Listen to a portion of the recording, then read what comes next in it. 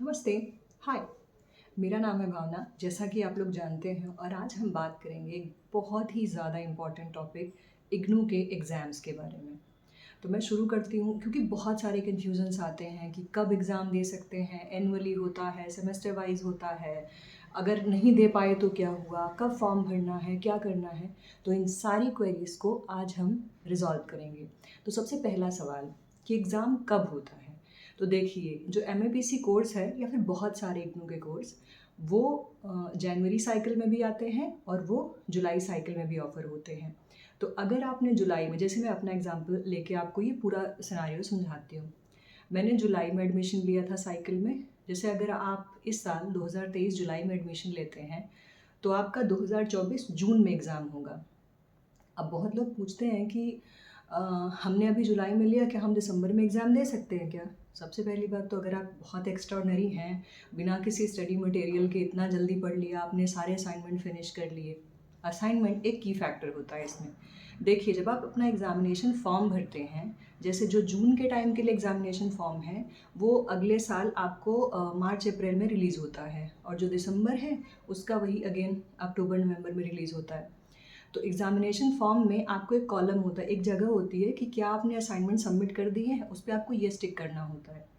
Obviously बहुत बार नहीं भी सबमिट किया होता आपने, क्योंकि आपका 31 मई के करीब वो चला ही जाता है लास्ट डेट, और 31 अप्रैल को आपने नहीं सबमिट किया होता, बट आपको पता होता है कि ये नहीं, हाँ, आप एग्ज़ाम से पहले तो करने ही वाले हो, तो आप येस कर देते हो।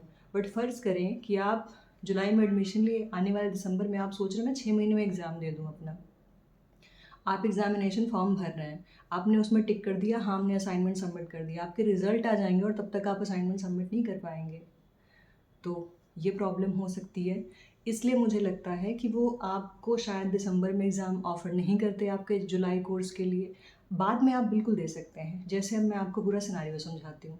फॉर एग्ज़ाम्पल, आपने जुलाई 2022 पिछले साल एडमिशन लिया, इस साल आपको जून में आपके एग्ज़ाम्स थे। आपने अपना एग्ज़ामिनेशन फॉर्म में, आपको लगा बहुत पम्प्ड अप थे, आपने सारी पढ़ाई कर ली और आपने 6 पेपर के भी एग्ज़ामिनेशन फॉर्म भर दिए, प्रैक्टिकल का भी एग्ज़ामिनेशन फॉर्म भर दिया, फाइन। बट समहाउ, भगवान ना करे, बट कुछ मिसहैपनिंग हो गई और आपके 3 पेपर छूट गए। आपने 3 पेपर दिए, आपने प्रैक्टिकल्स कंप्लीट कर लिए। तो अब आने वाले दिसंबर में आप अपने 3 ही एग्ज़ामिनेशन फॉर्म भरेंगे जो कि आपके छूटे हुए हैं, क्योंकि आपको 3 ही देने हैं, आप फालतू में पैसे क्यों दोगे एग्ज़ामिनेशन फॉर्म के? इसी तरीके से अगर मान लीजिए आपने जुलाई 2023 में एडमिशन लिया, आप जून 2024 में एग्ज़ाम देने की तैयारी कर रहे हो, बट आपको लगता है कि मेरा कुछ भी तैयार नहीं है, मैं सिर्फ़ और सिर्फ़ प्रैक्टिकल्स दे पाऊँगी या दे पाऊँगा। तो आप सिर्फ प्रैक्टिकल का एग्ज़ामिनेशन फॉर्म भरें। क्यों पैसे वेस्ट करने हैं आपने अपने? फिर आने वाले दिसंबर या फिर आने वाले जून में आप दे सकते हैं। आपका कोर्स जब तक वैलिड है, आप अपने किसी भी ईयर का एग्ज़ाम कभी भी 1 साल बाद में दे सकते हैं। एक चीज़ जो ज़रूरी ये है कि जैसे आपने 2022 जुलाई में एडमिशन लिया, जून 2023 में आपका मन नहीं है कोई भी पेपर देने का, आप सोच रहे हैं आने वाले दिसंबर में दूँगा या दूँगी, मुझे भी मन नहीं है, प्रैक्टिकल्स दे देते हैं। बट जैसे आपने जुलाई 2022 में एडमिशन लिया, तो जो जून 2023 ये वाला था, इसमें एग्ज़ाम फॉर्म के साथ-साथ आपके री-रजिस्ट्रेशन की विंडो भी ओपन होती है, क्योंकि आपको अगले साल के लिए री-रजिस्टर करना होता है। तो आप एग्ज़ाम दे रहे हो, नहीं दे रहे हो, बट अगर आप ये कोर्स कंप्लीट करना चाहते हो, तो आप टाइम से अपना री-रजिस्ट्रेशन ज़रूर कर लें। आप एग्ज़ाम बाद में देते रहिएगा, कोई बात नहीं है। In fact this is the flexibility I really like about IGNOU ना।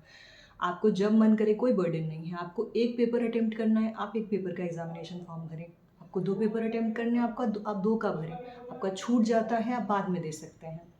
तो मुझे लगता है कि जो वो साल के अंदर, क्योंकि वो एनुअली एग्ज़ाम लेते हैं, तो वो जो 6 महीने में आप एग्ज़ाम शायद नहीं दे सकते, मैं श्योर नहीं हूँ, सिर्फ़ इसलिए क्योंकि आप असाइनमेंट सबमिट नहीं कर चुके होते हो उस टाइम, और एग्ज़ामिनेशन फॉर्म भरने में ये टिक करना रहता है आपको कि आपने अपने असाइनमेंट सबमिट कर दिए हैं। असाइनमेंट्स आपका 30% का वेटेज जो है कैरी करते हैं आपके कंप्लीट, जो आपके मार्क्स बनते हैं। तो बहुत ज़रूरी है, आप बिल्कुल अपने असाइनमेंट्स बहुत गौर से लिखें। प्लीज़ कहीं से बाय ना करें और किसी का कॉपी ना करें, क्योंकि असाइनमेंट लिखने का जो प्रोसेस होता है ना, उसमें आपको अपने कोर्स का ओवरव्यू मिल जाता है, तो आप कहीं न कहीं अपने सब्जेक्ट, अपने सिलेबस से फ़ेमिलियर हो जाते हैं। उम्मीद है कि आपको मेरा ये छोटा-सा वीडियो पसंद आया होगा और आपकी जो भी प्रॉब्लम्स हैं, मैंने उसको रिज़ॉल्व कर दिया।